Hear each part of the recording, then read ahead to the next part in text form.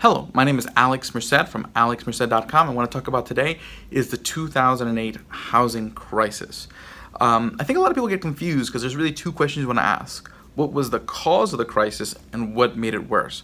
So a lot of people look towards like a lot of the credit derivatives like credit default swaps, CDOs, synthetic CDOs, CDO squared. They take a look at these products and say, that's the cause. Now, the thing is that these products, because of the way they're designed, did cause a compounding of the depth of the recession, okay?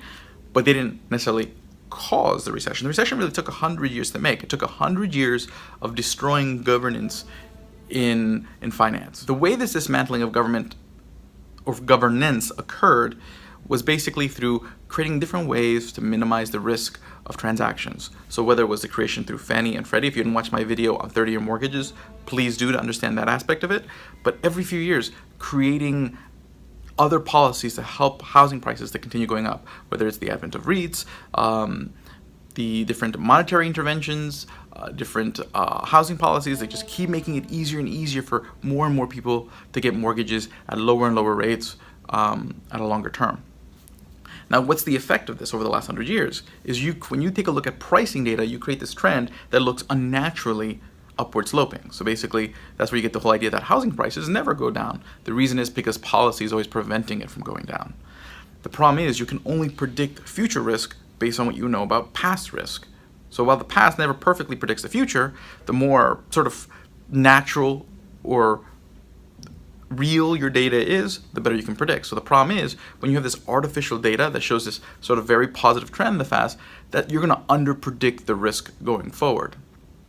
Because when you take a look at the past, things look too rosy. And that's essentially what happened to the industry as a whole. A lot of people got less, their appetite for risk grew, and their anticipation of risk underpredicted the risk. Because that's what holds, people always point to greed. What holds greed accountable? What holds your personal interest accountable is your personal aversion to risk. So if someone's willing to take a lot of risk beyond probably what's warranted, it's probably because their appreciation of the potential risk is sort of, underestimated. And that's what was happening. The whole industry underestimated risk. They anticipated problems to an extent. They knew that in some worlds, certain transactions, like when you take a look at certain sales practices, but a lot of it was because they didn't think there was that much risk being taken. So when you give someone an interest-only mortgage, they figured, hey, you can get a refinance 5 years later, your house will be a higher value, you'll be okay. And same thing with negative amortization mortgages, adjustable rate mortgages. They figured, you know what, a few years later down the road, you'll have made your payments for now, your credit will have improved, you'll get a refinance. I'm okay with giving you this loan, even though theoretically, if you never refinance this loan, you'll be much worse off down the road. They figured 5 years down the road, you refinance, I can sleep at night. But the only reason they were able to tell themselves that is because there was just sort of the mentality that housing prices will always go up. That was because of when you look back at the prior data. And so basically this destruction of the ability to measure risk because of destruction of pricing data, because government intervened in the market, made it where people took on a lot more risk-taking behavior, a lot more, I guess, quote-unquote greedy behavior than they otherwise would if you had pricing data that would have pointed at more risk coming up. So yeah, a lot of people made a lot of bad decisions, took a lot of unethical practices, but it didn't happen in a vacuum. It's not like people just suddenly became extra unethical.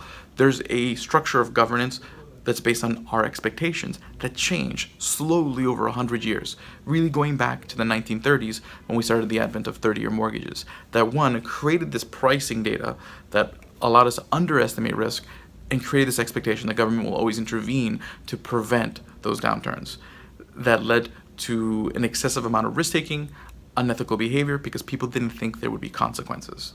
This is why you need a free market, because things do go wrong in a market, but that's not a bad thing. It's the bad things happening, smaller little events, smaller economic events happening on a more regular basis that allows us to expect, prepare, and pull back and basically be like, well, you know what, these kind of things do happen, so let me limit the amount of risk that I'm taking. So to me, that's the cause of the 2008 crisis, along with monetary policy by the Fed that basically fueled the bubble. But again, you also had this sort of destruction of governance in the financial industry over the last 100 years. My name is Alex Merced from alexmerced.com. Have a great day and enjoy.